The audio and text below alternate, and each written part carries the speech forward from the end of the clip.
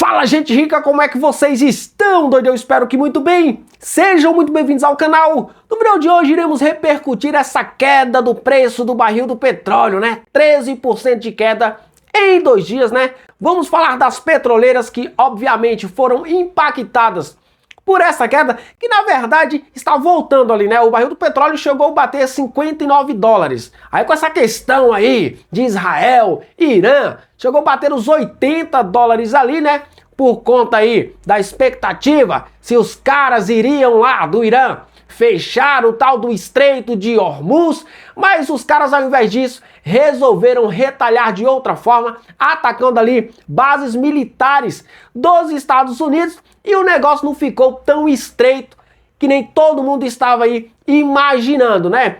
Irei falar também de uma troca que eu fiz na minha carteira com relação à posição que eu tenho em petróleo. Irei explicar os motivos de por que eu vendi uma e comprei outra, doido. Mas antes, eu queria pedir para você que ainda não é inscrito no canal, se inscreva no canal, ativa o sininho das notificações para ficar por dentro dos assuntos. Aí já deixa aquele like, faz aquele comentário top line para dar aquele incentivo pro canal e interagir com a galera. Sem mais converseiro, bora pro vídeo, doido. Lembrando que o conteúdo desse vídeo não sugere recomendação de investimentos, trata-se apenas de um conteúdo para te deixar informado. Segue também lá no Instagram, eu deixarei o link aqui na descrição do vídeo e o arroba aqui no cantinho. Sem mais converseiro, bora pro vídeo, velho. Bom, vamos lá, os caras deram uma trégua aí na questão dos bombardeios, né? Irã, Israel, Estados Unidos também. Donald Trump anunciou aí um cessar-fogo que foi confirmado tanto por Israel quanto também pelo Irã, mas que os dois aí falaram que eles violaram, né? Irã dizendo que Israel violou, que escutou o estrondo de umas bombas por lá de cá. Israel falando também que o Irã também tinha violado, escutou bombardeio pelo lado de lá também. No final das contas, todo mundo falou que venceu a guerra, né? Os caras falaram assim, saímos vencedores. Na realidade, saiu perdedor aí, foi o povo de ambos os países, né? Esses fela da gaita, esses vasos do inimigo, provocam tudo isso, mas não participam de nada disso, né? Quase 50 pessoas aí perderam suas vidas e mais um bocado de gente aí ficaram desabrigados, ficaram feridos aí.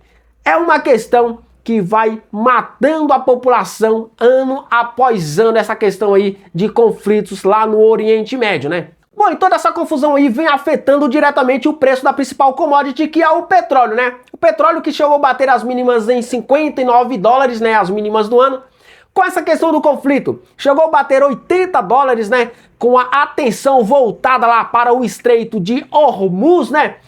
Os caras temendo que o Irã fecharia a passagem, né, dos petróleos por lá. Só que existem muita coisa envolvida, né? Tem China que depende daquela rota ali, tem muitos países que dependem daquilo ali. Se isso acontecesse, de fato o preço do barril do petróleo iria disparar. Mas era uma retaliação que todos temiam, mas que não aconteceu, né? O Irã resolveu retalhar de uma outra forma, atacando ali bases militares dos Estados Unidos.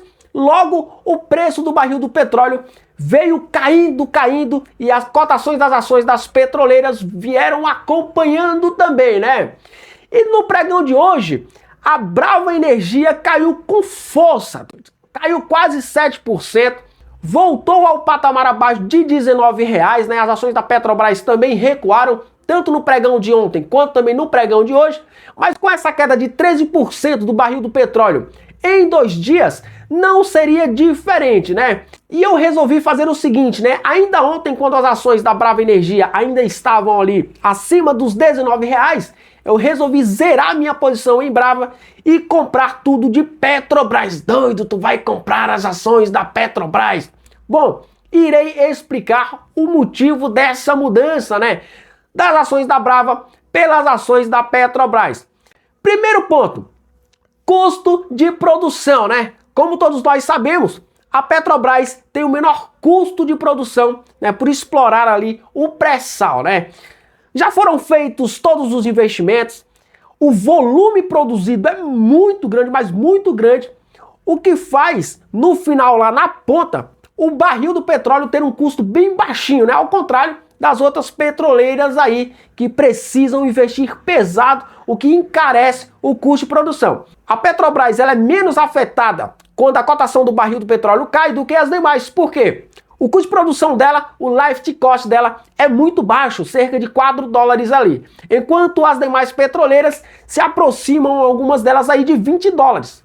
Só que esse não é o único motivo, tá? A Brava Energia, ela tem um problema que é a alta alavancagem e ela não resolverá isso de maneira rápida, tá? Ela vem fazendo alguns movimentos, alguns desinvestimentos para auxiliar na questão da desalavancagem. Geração de receita, mais desinvestimentos, né? Engorda ali o caixa da companhia, a estrutura de capital da companhia, para possibilitar uma desalavancagem mais rápida, né? E o mercado espera futuramente a distribuição de dividendos, mas futuramente, tá? Pode ser que a Brava Energia comece a distribuir dividendos apenas lá em 2026, quando ela começar a sentir de fato os efeitos da desalavancagem. Porque não seria prudente a companhia começar a distribuir dividendos agora, né? Ela reportou um lucro líquido de quase 900 milhões de reais nesse primeiro trimestre, mas isso não quer dizer que a empresa já tenha que começar a distribuir dividendos. Primeiro, precisa arrumar a casa, né? Toda a questão da fusão aí com a Enauta trouxe os seus problemas, né? Somado ali os problemas das duas, né? E a empresa precisa resolver primeiro. Por outro lado, a Petrobras, né, além de ter um custo de produção muito baixo, ela não tem esse problema de alavancagem. Logo, ela pode, né? Ela se dá o luxo de distribuir dividendos. E esse não é o único motivo, né? Ainda tem a questão dos dividendos extraordinários que a empresa muito provavelmente irá distribuir em 2025 e eu acredito que continuará distribuindo também. Olhando os dados da Petrobras, né, no Investing Pro, a gente vê a companhia com preço justo acima de R$40, ou seja, um upside, né, de valorização das ações de 29%, com base na cotação atual, tá? Do lado da Brava Energia, né, a questão, pelo menos no curto, médio prazo, seria apenas ganho de capital, porque proventos, né, não teremos, pelo menos agora no curto prazo. Já do lado da Petrobras, a gente tem esse upside de quase 30% na valorização do papel, mais os dividendos, como vocês podem ver aí também nos dados do Investing Pro, um dividend yield acima de 17%, com payout acima de 80%. Então soma-se as duas coisas, né? O potencial de valorização de quase 30% no papel, mais o ganho do outro lado com os dividendos. E o que nos leva a crer que a Petrobras distribuirá dividendos extraordinários em 2025. Doido, o governo está de olho nos dividendos da Petrobras, né, para conseguir atingir ali a questão da meta fiscal, né? Fernando Haddad já cogitou isso daí. E, obviamente, o governo, né, detém a maior fatia, detém o controle da empresa. Então, a maior fatia dos dividendos vai para os cofres do governo, né? E a CEO da companhia também não descartou essa possibilidade de distribuição extraordinária de dividendos. Só que, além disso, como eu citei o upside de quase 30% no papel, temos eleição ano que vem, né? E se o outro governo não for de esquerda, né? Se o próximo governo não for de esquerda, a possibilidade de uma valorização muito grande nas ações da Petrobras são muito grandes. Então eu estou preferindo me antecipar, né, começar a montar a posição agora, né? Eu vou garantir pelo menos esse upside de 30%, mais os dividendos até o final do ano. Se o próximo governo não for de esquerda, já é um ponto mas muito positivo para eu continuar posicionado nos papéis da Petrobras. Então foram esses os motivos, tá? Custo de produção, né, a Petrobras ela é menos afetada com a queda do preço do barril do petróleo do que as demais.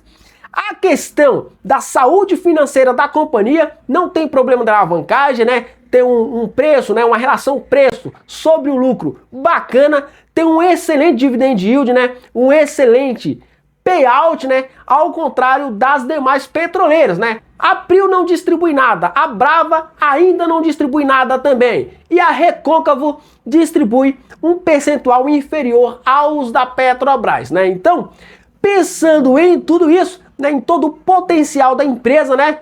Custo de produção, possibilidade de distribuição extraordinária de dividendos e a própria saúde financeira da empresa, e já visando também eleições ano que vem, eu preferi começar a montar a posição nas ações da Petrobras, beleza? E essa questão do petróleo, ela pode continuar assim ou pode mudar as coisas aí nos próximos dias? Tudo pode acontecer, tá?